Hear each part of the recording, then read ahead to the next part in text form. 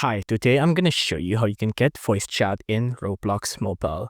Now, do note that to get this option even available to you, you will have to verify your identity in Roblox. What that means, you'll have to send a picture of your ID and also a real-time face verification. But once you've gotten verified, all you need to do is that you need to scroll down and you want to go to settings here. On settings, you want to go to the privacy settings here. On privacy, you'll see a couple of options like content maturity, communication, visibility, trading, as preference.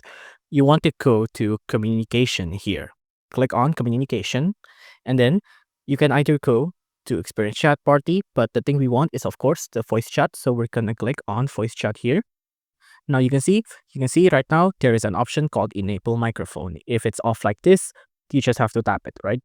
You can also see that the red dot indicates that Roblox is recording audio. So when you're actually recording audio in Roblox or you're communicating with someone with voice chat, there is going to be a red dot that's going to appear.